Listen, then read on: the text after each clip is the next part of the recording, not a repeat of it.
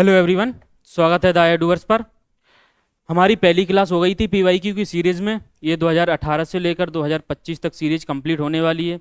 Geography से संबंधित जितने भी प्रश्न पूछे गए हैं हम उनको कवर करने वाले हैं। तो हमने 2018 के पीवाईक्यू कंप्लीट कर लिए थे, ज्योग्राफी में जितने भी पूछे गए थे। आज हमारी सेकेंड क्लास है, तो हमारी सेकेंड क्लास में अभी ज्योग्राफी से संबंधित जितने भी पीवाईक्यू पूछे गए हैं यूपीएससी एनडीए में, वो आज हम कंप्लीट करने वाले हैं। तो स्टार्ट करते हैं। फर्स्ट क्वेश्चन है हमारा, देखो क्या लिखा है। Majuli the river island is located in which one of the following river. मतलब कि पूछा गया है नदी द्वीप माजुली निम्नलिखित में से किस नदी पर स्थित है। मतलब कि नदियां दी गई हैं इधर, और यहाँ पे आपको बताना है कि जो माजुली द्वीप है कहाँ पर स्थित है, कौन सी नदी के किनारे स्थित है।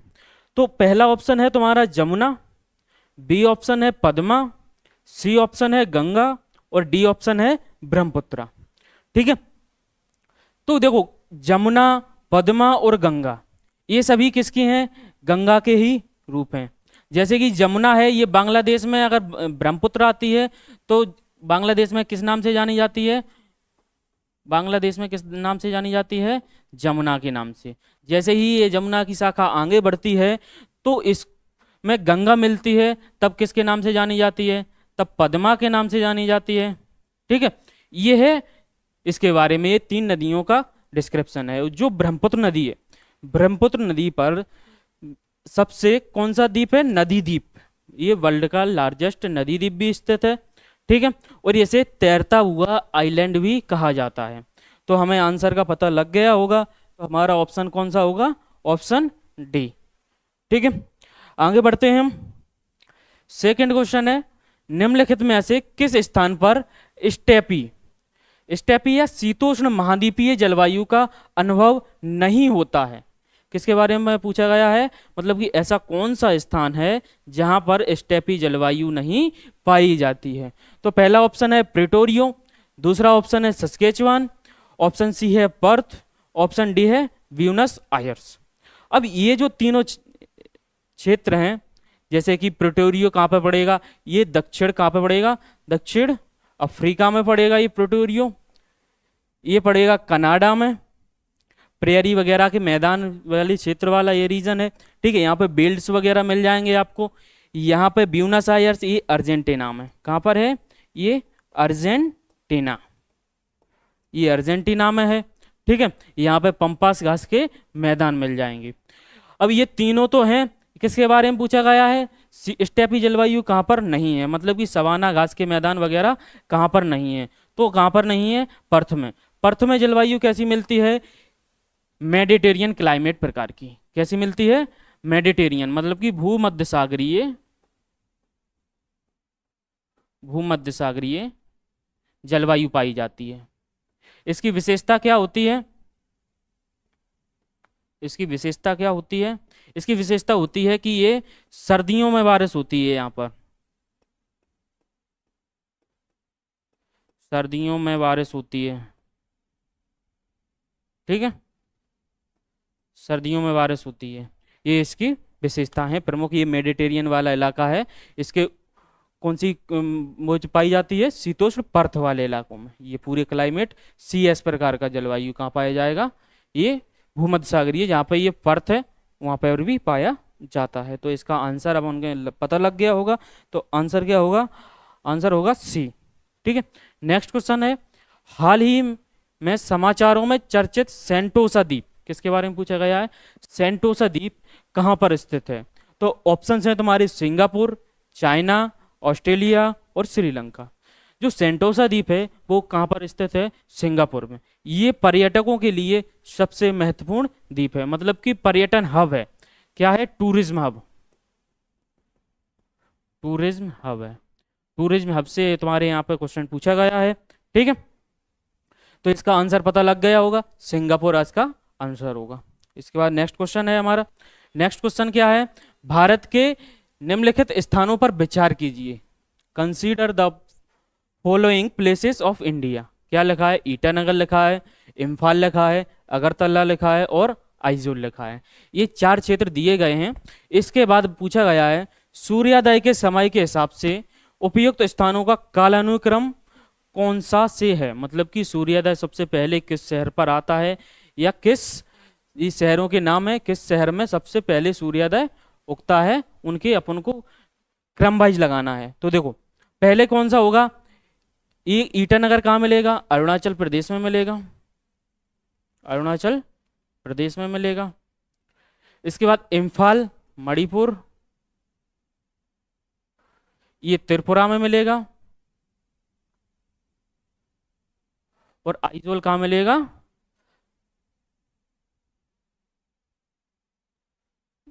ये क्षेत्र होगा 1 2 3, ईटानगर हो गया अरुणाचल प्रदेश में, इम्फाल हो गया मणिपुर में, ये हो गया मिजोरम में। क्या हो गया, मिजोरम। ये हमारे 4 क्षेत्र हैं, ठीक है, ये स्टेट है। अब इसके बारे में बताना है कि सूर्योदय सबसे ज़्यादा पहले कहाँ पर आएगा। तो कहाँ पर आएगा, ये देखो जैसे कि पहले कहाँ पर है, ईटानगर। ईटानगर पहला कौन सा है, ईटानगर, ये वाला आंसर सही हो जाएगा। 1432 कौन सा आंसर सही होगा, 1432 पहले ईटानगर में उगता है, फिर मिजोरम में, फिर इसके बाद मणिपुर में, इम्फाल में, फिर इसके बाद अगरतला में। ठीक है, इसके बाद नेक्स्ट क्वेश्चन है हमारा। नेक्स्ट क्वेश्चन है which one of the following is known as uplands of delta region. निम्नलिखित में से किसे डेल्टा प्रदेश की ऊपरी भूमि कहते हैं। क्या पूछा गया है, ऊपरी भूमि के बारे में पूछा गया है। ऑप्शन है तुम्हारे पास वेफ है, बेल्स है, पे है और चार्स है। क्या है, चार्स। ठीक है, तो हमने ये तो नाम कभी सुने ही नहीं है, तो बेफ और वे, तो ये दोनों ऑप्शंस वेल से ही गलत हो जाएंगे। इसके बाद बचते हैं हमारे पास 2 ऑप्शन, बेल्स बचता है और चार्स बचता है। अब जो डेल्टा वाला रीजन है, ये उसकी ऊपरी भूमि को क्या कहा जाता है, चार्स कहा जाता है। कहाँ पर कहा जाता है, बांग्लादेश में। कहाँ पर कहा जाता है, बांग्लादेश में। ठीक है, ये बेल्स क्या होती है, ये गोखुर झील वगैरह जो ऑक्सबो लेक्स वगैरह रहती हैं ना, इसका निर्माण करती हैं। और निचली भूमि है, वहाँ पर पानी वगैरह का सोर्स प्रॉपर तरीके से नहीं है, मार्सी सॉइल वगैरह होती हैं, उससे संबंधित क्या है, आपका बेल्स है। और जो बांग्लादेश में जो अपलैंड भूमि होती है, जो उठी हुई भूमि होती है, उसे हम क्या कहते हैं, चार्स के नाम से जान जाते हैं। ठीक है, नेक्स्ट क्वेश्चन है हमारा, भारत में निम्नलिखित वन्यजीव अभ्यारण्यों पर विचार कीजिए। अब किसके बारे में पूछा गया है, अभ्यारण्य दिए गए हैं, शिकारी देवी दिया गया है, भद्रा दिया गया है, सिमलीपाल दिया गया है, और कौन सा दिया गया है, मणिपुर दिया गया है। तो बताना क्या है, दक्षिण से उत्तर की ओर इनकी स्थिति के अनुसार उपर्युक्त वन जीव अभ्यारण्यों का सही क्रम बताना है। मतलब कि कहाँ से, साउथ से नॉर्थ की ओर जो अभ्यारण्य स्थित हैं उसके बारे में बताना है। पहले देखो, शिकारी देवी कहाँ मिलेगा, हिमाचल प्रदेश में मिलेगा। भद्रा कहाँ पर मिलेगा, कर्नाटक में मिलेगा। सिमलीपाल कहाँ मिलेगा, उड़ीसा में मिलेगा। इसके बाद पचमढ़ी कहाँ मिलेगा, एमपी में मिलेगा। अब हमें ये अगर राज्यों की लोकेशन पता है तो हम इसका आंसर सही तुरंत कर देंगे। देखो जैसे पहले कर्नाटक में, कर्नाटक साउथ में होगा, तो पहले क्या आएगा, भद्रा। इसके ऊपर जाएंगे नॉर्थ की ओर, तो क्या मिलेगा, ओडिशा। ओडिशा में कौन सा है, सिमलीपाल। उड़ीसा में कौन सा है, सिमलीपाल। इसके बाद इसमें एमपी, एमपी में कौन सा है, पचमढ़ी। इसके बाद हिमाचल प्रदेश में कौन सा है, शिकारी देवी, शिकारी देवी। ठीक है, तो इसका भद्रा दूसरे पर है, और पहले पर कौन सा है, दूसरा, तीसरा, और कौन सा, चौथा और पहला। ये जो कोड बन रहा है 2341, वही इसका आंसर हो जाएगा। कौन सा, ऑप्शन सी। ठीक है, इसके बाद है तापमान के विषय के बारे में अपन को चर्चा करनी है। ये 4 स्टेटमेंट दिए गए हैं, उसके बारे में बताना है इसमें से कौन सा स्टेटमेंट सही है, और इसमें से 3 स्टेटमेंट क्या हैं, गलत दिए गए हैं। तो पहला स्टेटमेंट है temperature decreases with the height in stratosphere. समताप मंडल में तापमान ऊंचाई के साथ घटता है। किसके बारे में बताया गया है, ऊंचाई के साथ घटता है। कब की, कहाँ की बात है, समताप मंडल की। जब समताप मंडल की बात कर रहे हैं तो वहाँ पर ओजोन लेयर पाई जाती है बेटा। जहाँ पर ओजोन लेयर पाई जाती है तो वहाँ पर टेम्परेचर कैसा होगा, हाई होगा। जब हाई होगा तो यहाँ पर किसके बारे में बता रहा है, ऊंचाई के साथ टेम्परेचर घटता है, तो ये स्टेटमेंट गलत हो जाएगा। इसके बाद सेकेंड स्टेटमेंट पढ़ते हैं, समताप मंडल पर विभिन्न ऊंचाइयों पर तापमान नियत रहता है। और जब हमने ये समताप मंडल के बारे में जान ही लिया है कि ऊंचाई के साथ बढ़ता है तो नियत तो हो ही नहीं सकता, इसीलिए ये स्टेटमेंट भी आपका गलत हो जाएगा। इसके बाद ऑप्शन सी क्या है, temperature increase with height in the troposphere at the average rate 6.5 पर किलोमीटर। किसके बारे में पूछा गया है, क्षोभ मंडल में तापमान 6.5 प्रति किलोमीटर की औसत दर से ऊंचाई के साथ बढ़ता है। अब देखो क्षोभ मंडल में क्या होता है कि ऊंचाई के साथ टेम्परेचर कम होता है। अगर हमें इतना भी पता है तो ये ऑप्शन गलत हो जाएगा, ये भी ऑप्शन गलत हो जाएगा। लास्ट का ऑप्शन बचा है कौन सा हमारा, डी। इसका ऑप्शन सही क्या हो जाएगा, ऑप्शन डी। तो इसमें क्या दिया गया है, क्षोभ मंडल में तापमान 6.4 सेल्सियस प्रति किलोमीटर की औसत दर से ऊंचाई के साथ घटता है, या फिर हम 165 मीटर की ऊंचाई पे जाते हैं तब 1 सेल्सियस की कमी आती है। ठीक है, 165 मीटर की ऊंचाई पे जाएंगे तो हमें क्या 1 सेल्सियस टेम्परेचर कम मिलेगा कहाँ पर, क्षोभ मंडल में। ठीक है, इसके बाद अगर हम मंडलों को पूरे को देखें तो पहले कौन सा मिलेगा, क्षोभ मंडल मिलेगा। यहाँ पे कौन सा मिलेगा, क्षोभ मंडल। इसके बाद समताप मंडल, इसके बाद मध्य मंडल, फिर आयन मंडल और फिर बहिर्मंडल। ठीक है, यहाँ से ऊपर की ओर जाते हैं तो टेम्परेचर घटता है, फिर बढ़ता है, फिर घटता है, फिर बढ़ता है और फिर बढ़ता ही चला जाता है। तो ये हमारा टेम्परेचर के बारे में पूरी जानकारी हो गई। इसके बाद नेक्स्ट क्वेश्चन है, महासागर की खड़ी काट में तीव्र लवणता परिवर्तन के क्षेत्र के रूप में निम्नलिखित में से किसे जाना जाता है। किसको जाना जाता है, ताप प्रवणता को जाना जाता है, या फिर हेलोक्लाइन को जाना जाता है, या प्रकाशीय क्षेत्र को जाना जाता है, या फिर पिक्नोक्लाइन को जाना जाता है।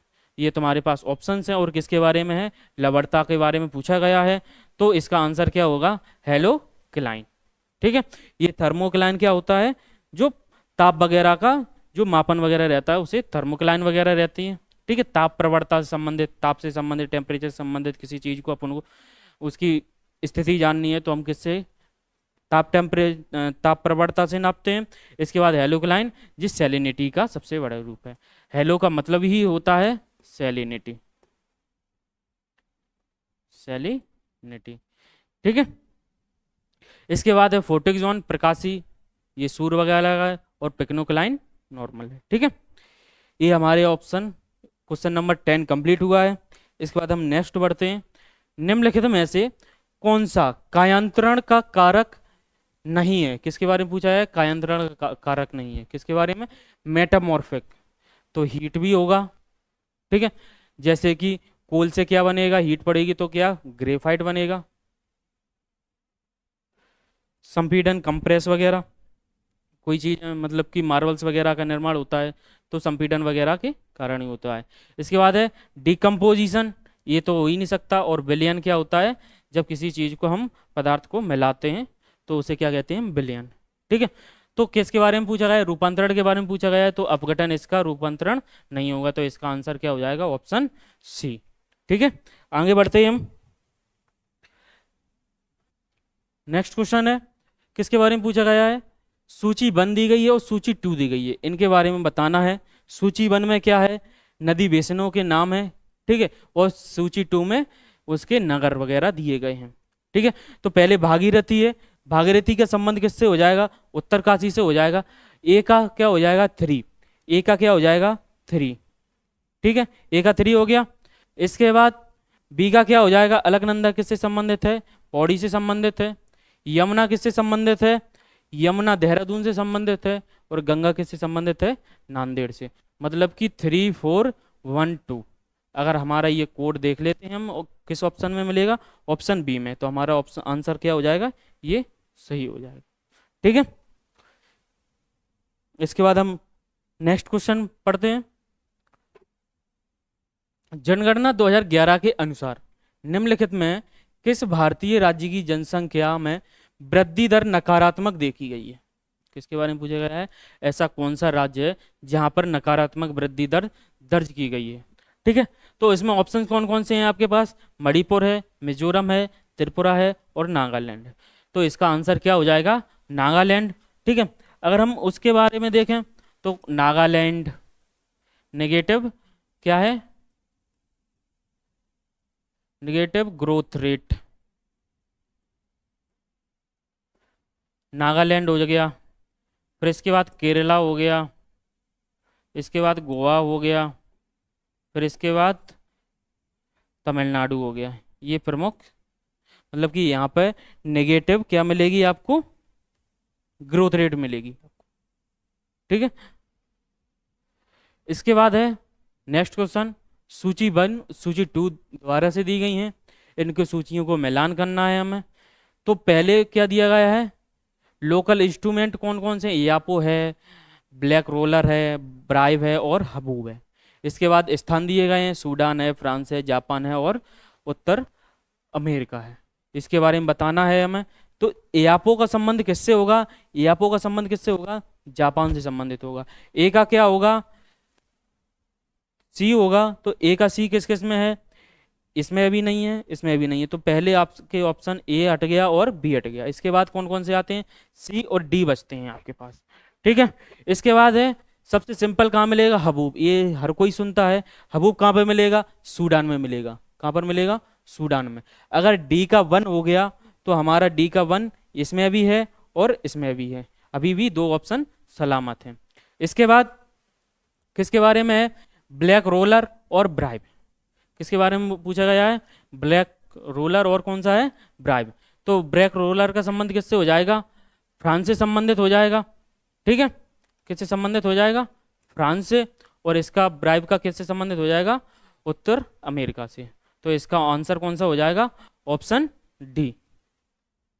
ठीक है, 3 2 4 1। तो इसका आंसर क्या हो जाएगा? Option D. इसके बाद नेक्स्ट क्वेश्चन निकालते हैं। निम्नलिखित में से किस प्रकार के मेघ सतत वर्षण के लिए प्रमुख गुण हैं? मतलब which one of the following types cloud is characterised by continuous precipitation. मतलब कि ऐसा कौन सा बादल है जिनसे वर्षा परमानेंट होती ही रहती है, परमानेंट वर्षा होती रहती है? तो पहला क्या है? कपासी वर्षा मेघ। ठीक है, कपासी क्या लिखा है? पक्षाप कपासी मेघ। इसके बाद है कपासी मेघ, इसके बाद वर्षा स्तरीय मेघ, फिर इसके बाद कपासी मेघ। अब कपासी मेघ कैसे होते हैं? जैसे रुई कॉटन वगैरह देखा होगा, तो ये ऊंचाई पर पाए जाते हैं कपासी मेघ। ठीक है, जब बादल साफ वगैरह होता है तो रुई के प्रकार के दिखते हैं ना, तो उसे हम क्या कहते हैं? कपासी मेघ। ऊंचाई पर मिलते हैं। इसके बाद जो पक्षाप मेघ हैं, जो पंख की आकृति के समान दिखते हैं, तो उन्हें क्या कहते हैं? पक्षाप मेघ। ये सबसे अधिक ऊंचाई पर होते हैं। ठीक है, ये सबसे ज्यादा सहायक किस में होते हैं? ओलावृष्टि वगैरह में। ठीक है, अगर किसी की आकृति ऐसी इस तरीके की दिखती है तो उन्हें क्या कहते हैं हम? कपासी मेघ या कपासी बरसी मेघ। ठीक है, कपासी बरसी मेघ में अंतर होता है, वो ये काले हो जाते हैं जब बादल वगैरह आते हैं तब। कब? इसके बाद इसका है वर्षा स्तरीय मेघ। ऑप्शन सी क्या हो गया? वर्षा स्तरीय। वर्षा स्तरीय मेघ मतलब कि वर्षा के लिए सबसे सहायक होते हैं, इसीलिए इसका आंसर क्या हो जाएगा? वर्षा स्तरीय या निम्बो स्टेटस। ठीक है, इसके बाद हम आगे बढ़ते हैं। इसके बाद फिर से तुम्हारा ये क्वेश्चन आ गया, क्योंकि 2018 में पेपर सेकंड में आपके सबसे ज़्यादा किस तरीके के क्वेश्चन पूछे गए हैं? सूची 1 और सूची 2 के बारे में मिलान करना है आपको। तो देखो, कोलकाता इधर मुख्य पत्तन दिए गए हैं और इधर स्थिति दी गई है। तो कोलकाता का संबंध किससे होगा? कोलकाता क्या है? एक नदी के किनारे द्वीप है, या फिर स्थलरुद्ध द्वीप है, या ये डेल्टा रीजन में पाया जाता है, या फिर माउथ लेगून वगैरह में पाया जाता है। तो फिर इसके बाद मुंबई कौन सा होगा? विशाखापट्टनम कौन सा होगा? पारादीप कौन सा होगा? जैसे कि हम नॉर्मल तरीके से देखें, ऑप्शन को एलिमिनेट करने की कोशिश करेंगे। ऑप्शन एलिमिनेट हो जाएंगे तो ये आंसर लगाने में आपको आसानी होगी। जैसे कि हम सबसे देखते हैं विशाखापट्टनम। विशाखापट्टनम किससे संबंधित है? स्थलरुद्ध मतलब कि लैंड लॉक्ड एरिया में बना हुआ यह पत्तन है। ठीक है, अगर ये लैंड लॉक्ड और ह्यूमन मेड भी है तो इसीलिए सी का वन है, तो सी का वन कहाँ कहाँ पर है, सी का वन इसमें नहीं है तो ये भी चला गया, सी का वन इसमें नहीं है तो इसमें भी चला गया। आपके ऑप्शन ए और आपका ऑप्शन डी ये दोनों यहीं पे आपके समाप्त हो जाते हैं पहले ही आपको पढ़ते हुए। इसके बाद इसके बारे में पूछा गया, पारादीप है, मुंबई है और कोलकाता है। अब किसके बारे में, मुंबई। मुंबई तो सभी ने सुना ही होगा, तो ये क्या है, जोरनदमुख के किनारों पर स्थित है। किसके किनारे पर है, जोरनदमुख, माउथ ऑफ लेगून्स। ठीक है, इसका क्या हो जाएगा, बी का क्या हो जाएगा, 4 हो जाएगा। जब बी का क्या हो जाएगा, बी का क्या होगा, ये गलत हो गया क्या, बी का हो गया 4। इसके बाद विशाखापट्टनम हो गया, पारादीप कौन सा हो गया, ये डेल्टा प्रदेश हो गया। ठीक है, इसके बाद कोलकाता एक नदी के किनारे द्वीप स्थित है। तो ए का 3, ठीक है, और बी का कौन सा हो जाएगा, बी का है 4, ए का 3, बी का 4, सी का 1, डी का 2। ये आपका आंसर क्या हो जाएगा, सही हो जाएगा। ठीक है, ये हमारे पत्तन के बारे में। अगर थीम को भी इंपोर्टेंट करना है, थीम को नोट डाउन करना है, तो जो पत्तन से संबंधित जितने भी पोर्ट्स वगैरह हैं, आपके ट्रांसपोर्ट वाला सिस्टम है, उनको भी कंप्लीट कर लेना है। ठीक है, पोर्ट्स वगैरह हैं, ट्रांसपोर्ट्स वगैरह हैं, इनके मुख्यालय वगैरह हैं, ये सभी बहुत इंपॉर्टेंट होते हैं। ठीक है, और इनकी विशेषताएं क्या होंगी उनके बारे में हमें ध्यान रखना है, क्योंकि यूपीएससी एनडीए में क्वेश्चन वहीं से पूछा जाता है। इसके बाद नेक्स्ट क्वेश्चन है, निम्नलिखित में से कौन सी ग्रीन हाउस गैस वायुमंडल में विशालतम सांद्रता में है, मतलब कि सबसे अधिक गैसेस लार्जेस्ट कौन सा है, concentration in the atmosphere, atmosphere मतलब कि जो वायुमंडल में सबसे ज़्यादा कंसंट्रेशन में कौन सी गैस है। तो क्लोरोफ्लोरोकार्बन है, नाइट्रस ऑक्साइड है, कार्बन डाइऑक्साइड है, मीथेन है। तो हमारा ऑप्शन क्या होगा, ऑप्शन सी। ये वेरी सिंपल क्वेश्चन था। ठीक है, इसके बाद नेक्स्ट क्वेश्चन निकालते हैं हम। नेक्स्ट क्वेश्चन फिर सेम टू सेम वही, मतलब कि सूची 1 दी गई है, सूची 2 दी गई है। फिर आपको देखना होगा लिस्ट 1 में क्या दिया गया है, कोपेन के जलवायु संबंधी जो कारक हैं उसके बारे में, प्रकार के बारे में बताया गया है, और इधर अक्षर या कूट दिए गए हैं, मतलब कि हमें ये कौन सी जलवायु कहाँ पर पाई जाती है और उसका कोपेन ने किस तरीके से क्लासिफिकेशन किया है उसके बारे में बताया गया है। तो देखो, पहले को पूछा गया है उष्णकटिबंधीय आर्द्र, मतलब कि ट्रॉपिकल ह्यूमिड। इसके बाद बी ऑप्शन क्या होगा, मध्य अक्षांशीय मरुस्थलीय, सी ऑप्शन महासागरीय, आर्द्र कौन सा होगा, आर्द्र महाद्वीपीय होगा। ठीक है, तो इसमें ऑप्शन कौन कौन से हैं, देखो ए एफ है, सी एस है, डी एफ है, वी डब्ल्यू के है। अब हमें पता लगाना है, जैसे कि देखो भूमध्य सागरीय जलवायु कहाँ पाई जाती है, सी टाइप की होती है, तो सी से अपन का सी हो जाएगा, तो क्या हो जाएगा, सी का 2 हो गया। अगर सी का 2 है तो ए भी गया और ए भी गया, 2 ऑप्शन हमारे वैसे ही गलत हो गए। ठीक है, अब हमारे पास बचता है ऑप्शन ए और डी। अब ए और डी के बाद क्या पता है हमारे पास, आर्द्र महाद्वीपीय जलवायु। इसके किसके बारे में पूछा गया है, ह्यूमिड कॉन्टिनेंटल। जो कॉन्टिनेंटल जलवायु पाई जाती है वो पोलर वाले रीजन में पाई जाती है, इसीलिए उसे हम किससे डोनेट करते हैं, डी से करते हैं। तो क्या हो जाएगा, डी का क्या हो जाएगा, 3 हो जाएगा। अगर डी का 3 हो गया तो ए भी ऑप्शन चला गया, तो यहाँ से आपका आंसर क्या बचता है, ओनली ऑप्शन ए। ठीक है, इसके बाद ए का 1 क्या हो जाएगा, ए का 1 हो जाएगा, और लास्ट का कौन सा बचा है, मध्य अक्षांशीय में डेजर्ट बचा हुआ है, तो ये बी डब्ल्यू के। बी डब्ल्यू के का मतलब क्या होता है, मतलब कि बी तो हो गया डेजर्ट, विंटर ड्राई, क्या होता है डब्ल्यू से, विंटर ड्राई, मतलब कि सर्दियों में बारिश नहीं होती है, गर्मियों में बारिश होती है, और के से हो गया कोल्ड। ठीक है, COLD। ये हमारा ऑप्शन का एनालिसिस था पूरे क्वेश्चन का। इस तरीके से हम बहुत आसानी से कर सकते हैं अगर हमें कुछ ही चीज़ें पता हों। जैसे कि हमने इसमें 2 ऑप्शंस पता लगा लिए थे, तो ये पहले ही कट गया था, पहले ही ऑप्शन हमने अभी चेक किया तो ये दोनों पहले हो गए, तो हमारे ये तीनों ऑप्शंस वैसे ही गलत हो जाते हैं, ऑप्शन अकेला बचता है ऑप्शन ए। इसके बाद है, निम्नलिखित में से कौन सी रासायनिक अपक्षयण की एक प्रक्रिया नहीं है, किसके बारे में पूछा गया है, निम्नलिखित अपक्षय की प्रक्रिया, केमिकल वेदरिंग की प्रक्रिया नहीं है, अपक्षयण या अपक्षय। ठीक है, वेदरिंग की प्रक्रिया नहीं है, तो सॉल्यूशन भी होगा, कार्बोनेटेडीकरण भी होगा और ऑक्सीकरण भी होगा। ठीक है, जैसे हम किसी चीज़ को मिलाते हैं तो वो और वो घुल जाता है तो वो उसे विलयन कहते हैं। कार्बोनेटीकरण वगैरह किस क्या हो सकता है, मतलब कि कार्बन की जो मात्रा वगैरह पाई जाती है CH3 वगैरह। इसके बाद ऑक्सीडेशन, ऑक्सीडेशन क्या होता है, जैसे कि लोहे में जंग वगैरह लगना, वो ऑक्सीकरण की ऑक्सीडेशन की प्रक्रिया होती है। ठीक है, इसके बाद है एक्सफोलिएशन। एक्सफोलिएशन होता है जब मतलब कि चट्टाने वगैरह हैं तो उसमें दरारें वगैरह पड़ जाती हैं और छिलके की तरह हो जाती है, प्याज के छिलकों की तरह, तो उसे हम क्या कहते हैं, अपसल्गन कहते हैं। ठीक है, तो इसका आंसर क्या हो जाएगा बेटा, ऑप्शन डी। इसके बाद नेक्स्ट क्वेश्चन फिर तुम्हारे उसी टेबल से दिया गया है, सूची 1 और सूची 2 के बारे में फिर से मिलान करना है। ठीक है, पहले वाले में पूछा गया है रेलवे जोन, ठीक है, दूसरे में पूछा गया है उसके मुख्यालय। रेलवे जोन और मुख्यालय के बारे में आपको जानकारी दी गई है। तो पश्चिमी मध्य रेलवे किससे संबंधित है उसके बारे में है। ठीक है, दक्षिण पूर्वी मध्य रेलवे का मुख्यालय कहाँ पर है उसके बारे में बताना है।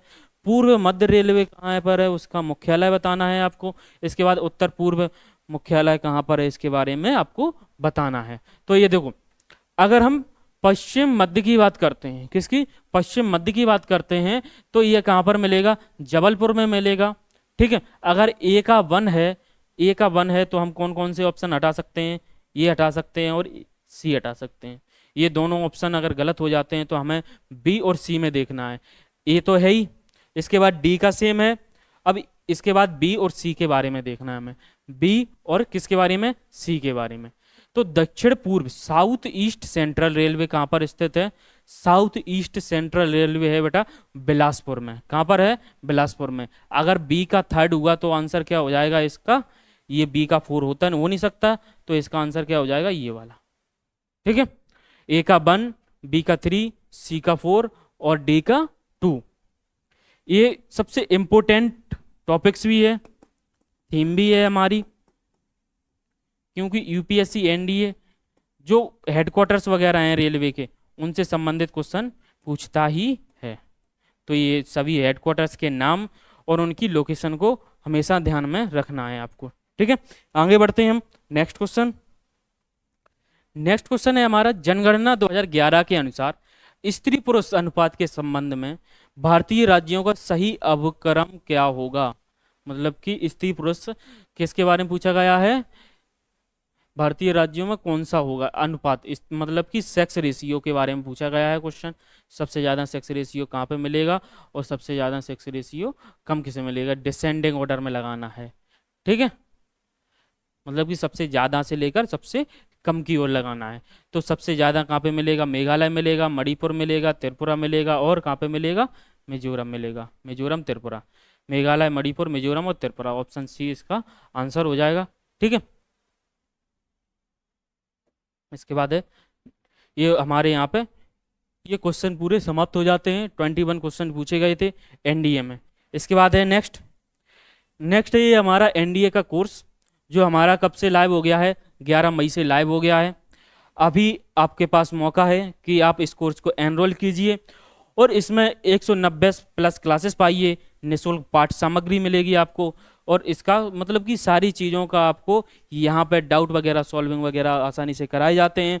और जो बच्चा लेता है तो उसे 50% डिस्काउंट के साथ ये कोर्स दिया जाएगा। करना क्या है कि हमारे द एडूवर्स ऐप को डाउनलोड करना है और वहाँ पर रजिस्टर करना है। उसके बाद स्टडी सेक्शन में जाओगे आप, वहाँ पे आपको ये कोर्स की सारी जानकारी आपको मिल जाएगी। एनडीए कोर्स के नाम से बनाया गया है। ठीक है, इसके बाद है ये हमारे सोशल मीडिया हैंडल्स हैं। जैसे यूट्यूब पे जाएंगे आप तो द एडूवर्स 01 ट्वीट वो यूट्यूब हैंडल सर्च करेंगे तो आपको ये चीज़ें मिल जाएंगी। इंस्टाग्राम हैंडल द एडूवर्स 01 के ही नाम से है। ठीक है, फेसबुक पर जाएंगे आप तो द एडूवर्स, टेलीग्राम पर जाएंगे तो द एडूवर्स, मतलब कि द एडूवर्स से संबंधित सारी जानकारी अगर आपको एक जगह पानी है तो हमारी ये सभी चीज़ें फॉलो करके रखिए। ठीक है, व्हाट्सअप नंबर, किसी को कोई क्वेरीज वगैरह हो तो उसके बारे में जानकारी ले सकता है। और अगर किसी को कोर्स में एनरोल करना है तो हमारे ऐप पर जाके direct the Eduverse app Play Store पर सर्च करें, डायरेक्ट मिल जाएगा। इसके अलावा हमारे पास वेबसाइट भी है www.theeduvers.co.in।